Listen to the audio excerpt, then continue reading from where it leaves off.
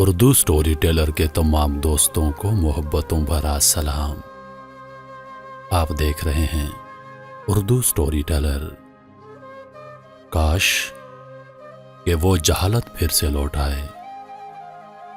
ہم نے جب اپنے معاشرے میں آنکھ کھولی تو ایک خوبصورت جہالت کا سامنا ہوا۔ ہمارا گاؤں سڑک، بجلی اور ٹیلی فون جیسی سہولتوں سے تو محروم تھا ہی، لیکن اطمینان اس قدر تھا جیسے زندگی کی ہر سہولت میسر ہو۔ کائنات کی سب سے خوبصورت چیز جو میسر تھی وہ تھی محبت۔ کوئی غیر نہیں تھا، سب اپنے تھے۔ نانیال کی طرف والے سب مامے، ماسیاں، نانے، نانیاں ہوا کرتی تھیں۔ ددیال کی طرف والے سارے چاچے، چاچیاں، پھوپھیاں، دادے، دادیاں ہوا کرتی تھیں۔ یہ تو جب ہمیں نیا شور ملا تو معلوم پڑا کہ وہ تو ہمارے چاچے مامے نہ تھے بلکہ دوسری برادریوں کے لوگ تھے۔ ہمارے بزرگ بڑے جاہل تھے۔ کام ایک کا ہوتا تو سارے مل کر کرتے تھے۔ جن کے پاس بھیل ہوتے وہ خود آ کر دوسروں کی زمین کاشت کرنا شروع کر دیتے۔ گھاس کٹائی کے لیے گھر والوں کو دعوت دینے کی ضرورت پیش نہ آتی، بلکہ گھاس کاٹنے والے خود پیغام بھیجتے کہ ہم فلاں دن آ رہے ہیں۔ پاگل تھے، گھاس کٹائی پر ڈھول بجاتے اور اپنی پوری طاقت لگا دیتے جیسے انہیں کوئی انعام ملنے والا ہو۔ جب کوئی گھر بناتا تو جنگل سے کئی من وزنی لکڑ دشوار راستوں سے اپنے کندھوں پر اٹھا کر لاتے، پھر کئی ٹن مٹی چھت پر ڈالتے اور شام کو گھی شکر کے مزے لوٹ کر گھروں کو لوٹ جاتے۔ جب کسی کی شادی ہوتی تو دلہے کو تو مہندی لگی ہی ہوتی ہی، باقی گھر والے بھی جیسے مہندی لگائے ہوئے ہوں، کیونکہ باقی جاہل خود آ کر کام کرنا شروع کر دیتے۔ اتنے پاگل تھے کہ اگر کسی سے شادی کی دوستی کر لیں تو اسے ایسے نبھاتے جیسے سسی نے کچے گھڑے پر دریا میں چھلانگ لگا کر نبھائی۔ مکئی کا دانہ ایسے ایک ایک دانہ صاف کرتے جیسے کوئی دوشیزہ اپنے بال سنوارے۔ کتنے پاگل تھے، گندم گوائی پر تپتی دھوپ میں بیلوں کے ساتھ ایسے چکر کاٹتے جیسے کوئی سزا بھگت رہے ہوں۔ اگر کوئی ایک فوت ہو جاتا تو دھاڑے مار مار کر سب ایسے روتے کہ پہچان نہ ہو پاتی کہ کس کا کون مر گیا ہے۔ دوسرے کے بچوں کی خوشی ایسے مناتے جیسے ان کی اپنی اولاد ہو۔ اتنے جاہل تھے کہ جرم اور مقدموں سے ناواقف تھے، لیکن پھر وقت نے کروٹ بدلی۔ اب نئی جنریشن کا دور تھا، کچھ پڑھی لکھی باشعور جنریشن کا دور، جس نے یہ سمجھنا اور سمجھانا شروع کیا کہ ہم بے شک سارے انسان ہوں، بے شک سب مسلمان بھی ہوں، لیکن ہم میں کچھ فرق ہے جو باقی رہنا ضروری ہے۔ وہ فرق برادری کا فرق ہے، قبیلے کا فرق ہے، رنگ نسل کا فرق ہے۔ اب انسان کی پہچان انسان نہ تھی، برادری تھی، قبیلہ تھا، پھر قبیلوں میں ٹبر تھے۔ اب ہر ایک ثابت کرنا چاہتا تھا کہ میرا مرتبہ بلند ہے اور میری حیثیت امتیازی ہے۔ اس کے لیے ضروری تھا کہ وہ دوسروں کو کمتر کہے اور سمجھے۔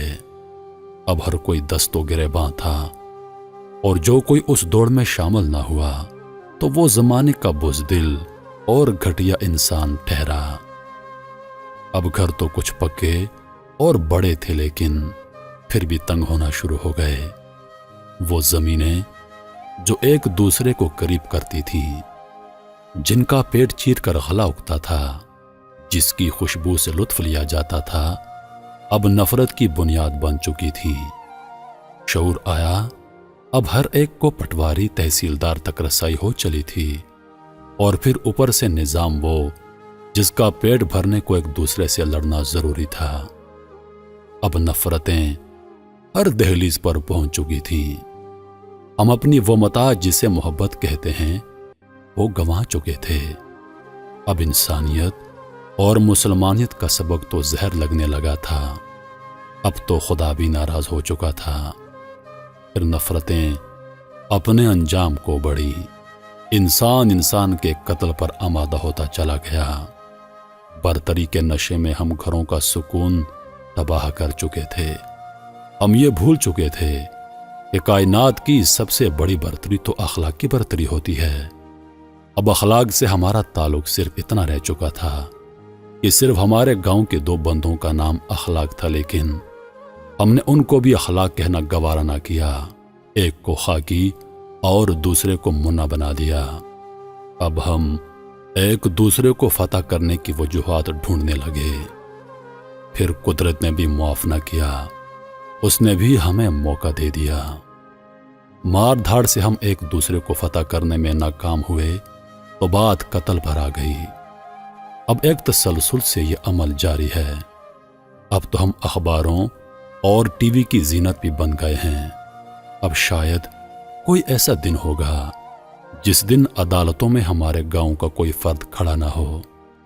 FIR اتنی ہو چکی ہیں کہ اب ڈھونڈنا پڑتا ہے کہ کیا ہمارے گاؤں کا کوئی ایسا فرد بھی ہے جس پر کوئی کیس نہ ہو۔ اب ان جاہل بزرگوں میں سے کم ہی زندہ ہیں۔ جو زندہ ہیں وہ زندگی اور موت کی کشمکش میں ہیں۔ ان میں سے اگر کوئی مرتا ہے تو دوسرا اس کا منہ دیکھنے کی خواہش کرتا ہے، لیکن ہم باشعور لوگوں سے یہ جاہلانہ کام کرنے کی اجازت نہیں دیتے، کیونکہ اس سے ہماری توہین کا خدشہ درپیش ہے۔ ان نفرتوں نے صرف انسان ہی نہیں، پانی، اسکول اور مسجدیں بھی تقسیم کر دیں۔ اب تو اللہ کے گھر بھی اللہ کے گھر نہیں رہے۔ ہر کوئی اندر سے ٹوٹ چکا ہے، لیکن پھر بھی بضد ہے۔ وہ نفرت کا علاج نفرت سے کرنا چاہتا ہے۔ اب محبت کا پیغام برادری قبیلے سے غداری سمجھا جاتا ہے۔ اب دعا بھی صرف دعائے خیر ہوتی ہے۔ دعائے خیر کا ایک عجیب مفہوم نکال رکھا ہے۔ ایک دوسرے سے نفرت کا اظہار کر کے اس کے ساتھ مکمل بائیکاٹ کا نام دعائے خیر رکھ دیا گیا ہے۔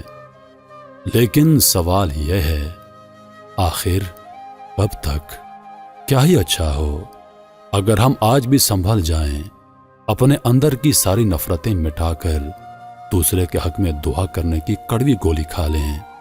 پھر ممکن ہے کہ اللہ بھی معاف فرما دے اور ہم اس نفرت کی آگ سے نکل آئیں، تاکہ کوئی بچہ یتیم نہ ہو، کسی اور کا سہاگ نہ اجڑے، کسی اور کی گود خالی نہ ہو، تاکہ ہم زندگی جیسی قیمتی نعمت کو جی سکیں، اس کائنات کے حسن سے لطف اندوز ہو سکیں، اپنی آنے والی نسلوں کے لیے ایسا ماحول پیدا کر سکیں کہ وہ شعور، عمل و کردار کی ان بلندیوں پر جائیں کہ وہ خوبصورت جہالت ایک بار پھر سے لوٹ آئے، جس نے انسانوں کو اعلیٰ اخلاق کے درجے پر کھڑا کر رکھا تھا۔ کاش کہ وہ جہالت پھر سے لوٹ آئے۔